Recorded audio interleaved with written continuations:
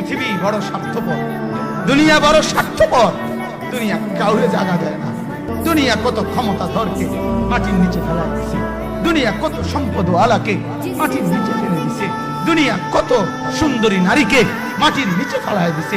এমন বাদশা ছিল পৃথিবীতে যার হাতের আঙ্গুলের ইশারায় মানুষের গর্দান উড়াইয়া দিত, যার হাতের ইশারায় উঠতো মানুষ, বসতো মানুষ।